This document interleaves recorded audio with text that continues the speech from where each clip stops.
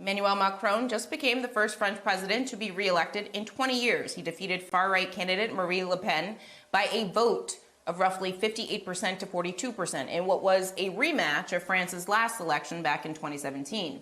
The decisive vote means France decided against electing someone who has expressed extremist views, someone who wants to distance the country from NATO, and someone who has pretty close ties to Russia. But it's actually not all good news. There was a notable increase in Le Pen's vote share, up about 8% this time around compared to 2017. That suggests that more people are weighting towards her far-right ideology. And with the UK's surprising Brexit vote and the election of Donald Trump right here in the US, that's becoming a common occurrence in Western democracies all around the globe. The New York Times writes, quote, "As many working-class voters have struggled with slow-growing incomes over recent decades, they've become fed up with traditional politicians." Joining me now is Kurt Bardella. He's an advisor to the DCCC. So, Kurt, I want to read you this from The Atlantic. Le Pen is not walking away empty-handed. In a little more than a decade, she succeeded in transforming her party from a toxic fringe group to one of the most significant players in French politics. I mean, when you consider the mainstreaming of far-right ideology here, are we at risk? What are the similarities between their right-wing extremist movements and ours? Yeah, we are at risk. I mean, I almost see it really as a mirror, a lens that we see through both sides of this looking glass right now. And in many ways, I think it just shows the awesome impact that social media has had in changing the imprint of politics and how politics works right now. The one thing that we know that we have in common with us and those who are on the other side of the world from us is that they all have the same access to the same social media platforms where they are fed a daily dose of misinformation that has helped radicalize the political parties in these two countries, both ours and theirs. And the right wing has successfully seized on that, and they see it as a tactical advantage, Zerlina, and they see it as a tool that they can use, an instrument that they can wield to try to continue radicalize and grow their movement.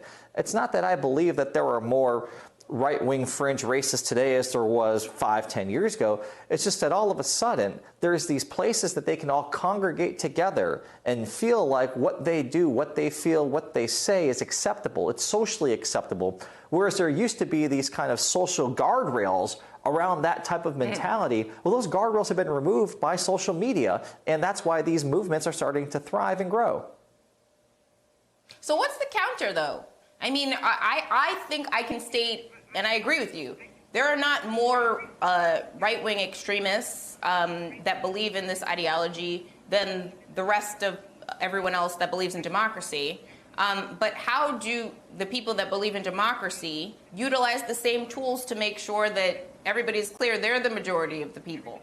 You know, take up the same amount of space the minority of folks who believe the right-wing ideology do in these same social media spaces. Well, and that's really the key question here, right? The minority has this larger-than-life microphone that seems to amplify their side more than there really is a representation of. I mean, that's in part how social media works. The algorithms are designed to amplify the ridiculous, the absurd, the controversial, and so it has a much broader reach than really represents the people that they're speaking for. And I think ultimately, like our best chance, and we've shown this in 2018, 2020, and in Georgia, there's more of us than there are of them. And we show up and vote. When we show up and let our voice be heard, we win and they lose. And that's really the ultimate trump card, in my opinion, no pun intended, for us is having the ability to exercise our numbers where it counts, and that's at the ballot box, not on Twitter.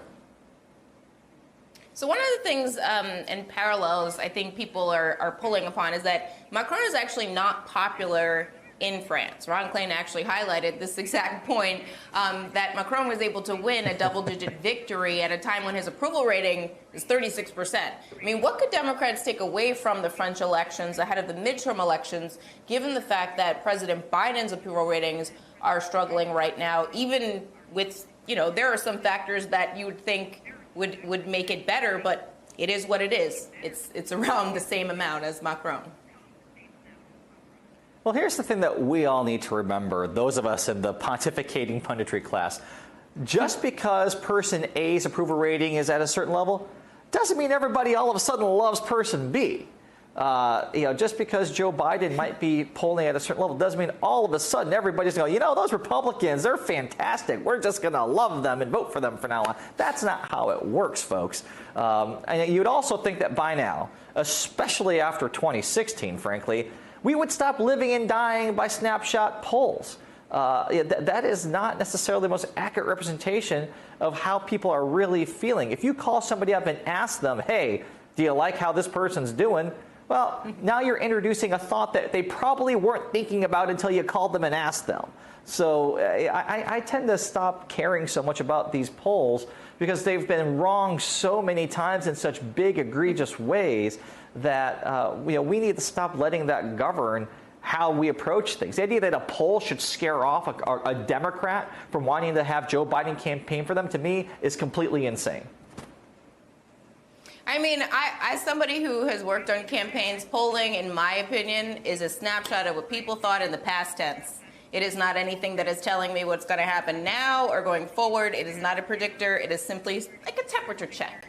Are you on the right track? And we should use it like that. Kurt Bardella, thank you so much for being here, and please stay safe.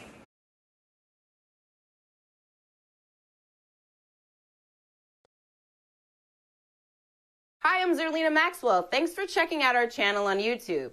You can see more from Zerlina by clicking any of the videos on this screen, and make sure you subscribe below to stay up to date on the day's biggest stories. Thanks for watching.